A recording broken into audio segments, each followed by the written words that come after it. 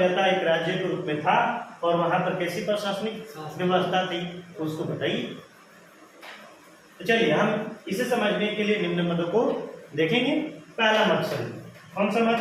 पहला, पुरातात्विक साक्ष्यों से, मतलब खुदाई उत्खनन के दौरान जो साक्ष्य प्राप्त हुए हैं उनसे हड़प्पा राज्य का गठन और प्रशासनिक स्वरूप का स्पष्ट जानकारी नहीं मिलती।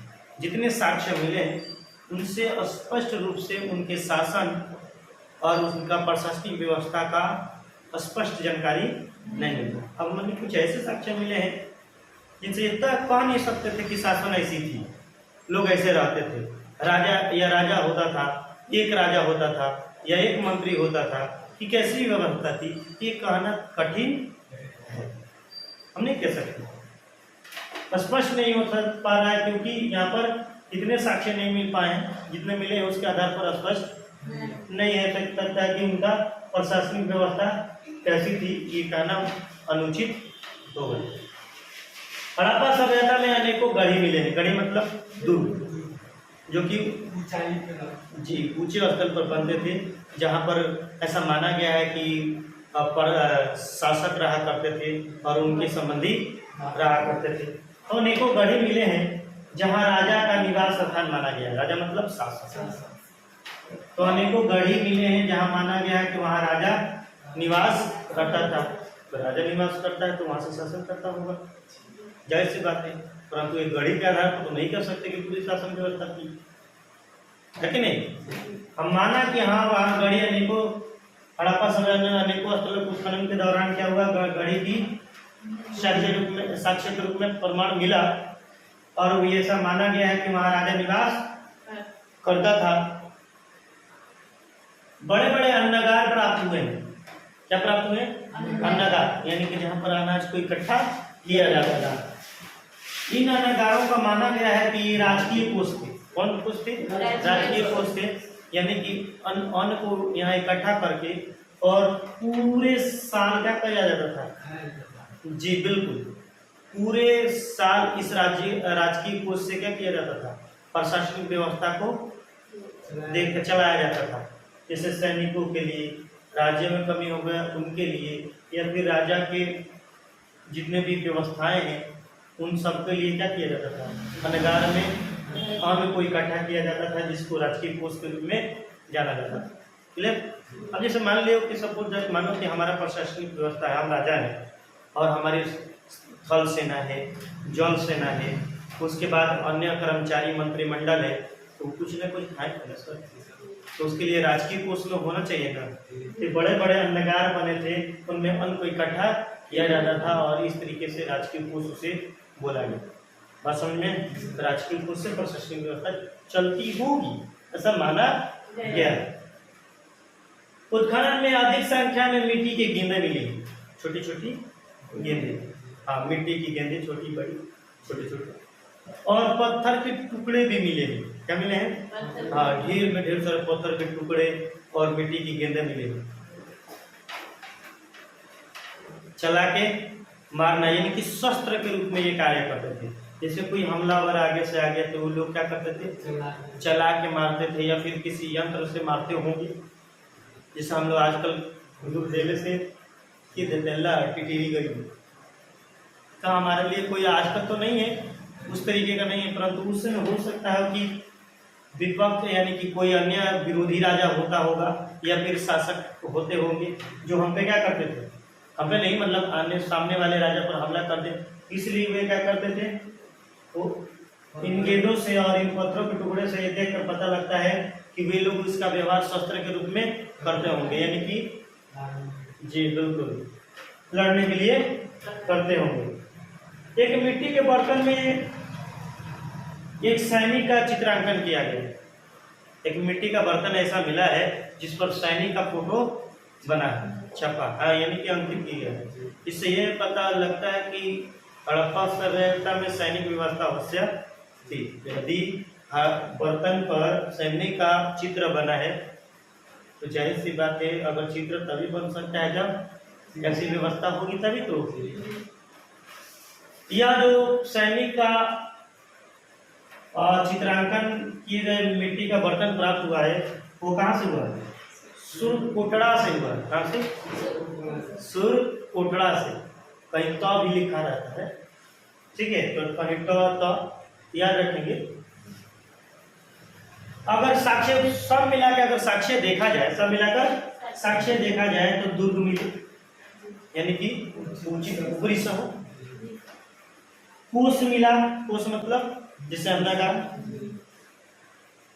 सैनिक जो चित्रांकन किया गया है, तो साक्ष्य के आधार पर ये 3 मिले हैं। तो हम कह सकते हैं कि हड़प्पा सभ्यता एक संगठित राज्य के रूप में था, क्योंकि ये व्यवस्था के तरीके से यहाँ पर कार्य होती थी।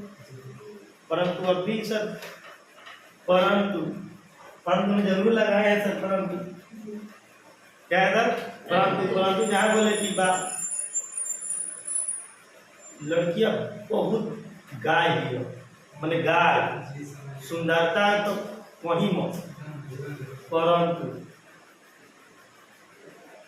जहां परंतु आया कि सकारात्मक में नकारात्मक चीज आया, इसलिए जब भी कोई करेगा ना गाय है लड़की, मतलब सुंदर भी बहुत, लेकिन आ गया, और लेकिन आया तो नकारात्मक चीज हम कहेंगे नहीं, लेकिन समझ आए कि नकारात्मक चीज।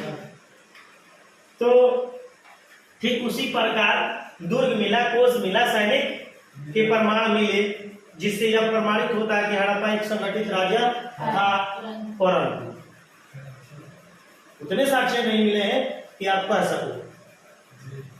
जैसे मैंने लिखा है नोट, अलग अलग विद्वानों का हड़प्पा सभ्यता का प्रशासनिक व्यवस्था का मत अलग अलग, मैंने अलग अलग विद्वान खनन के दौरान या उससे संबंधित जो पुरातत्विक क्या बोलते हैं पुरातत्वविद है, वो उनका अलग अलग मानना है, उनका मत अलग अलग है।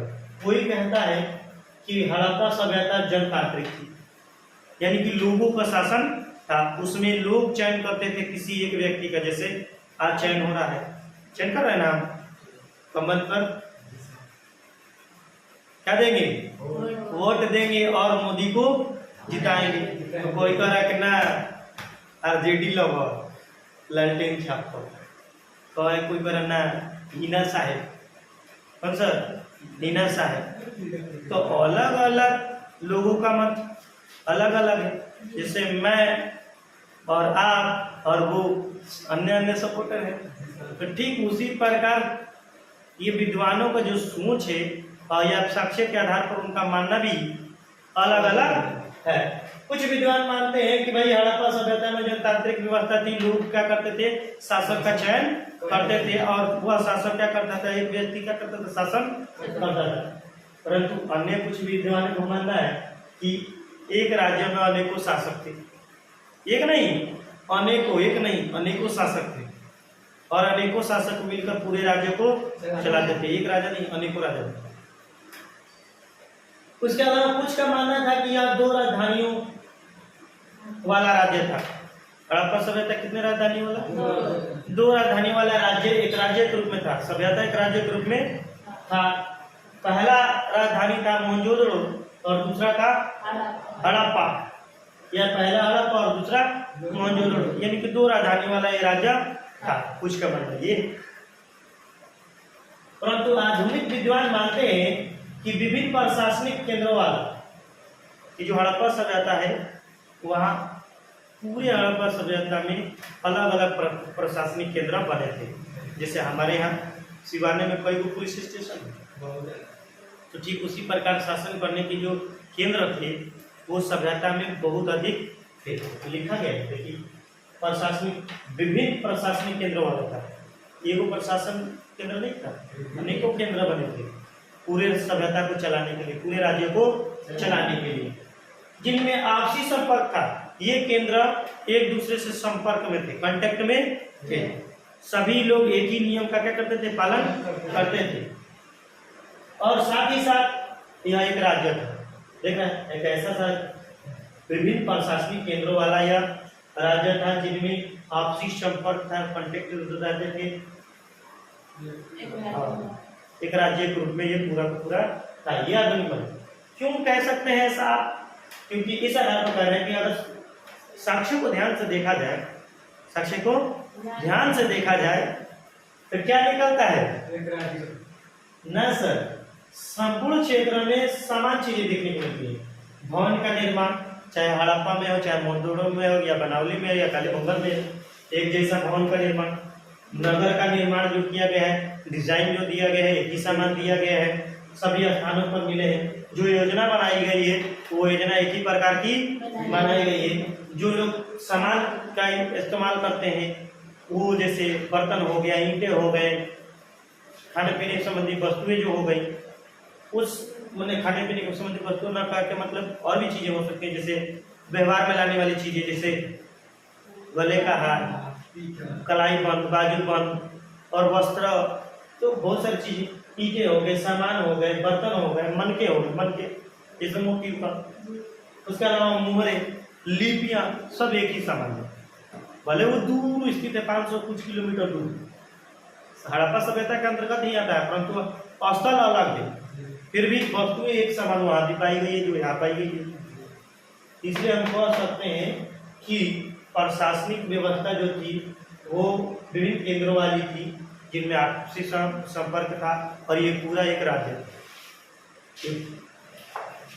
आधुनिक विद्वान का मानना है, तो देख रहे हैं अलग अलग विद्वानों का अलग अलग मानना है। अगर कोई लगा इसमें दिक्कत तो मेरा सेवा समाप्त।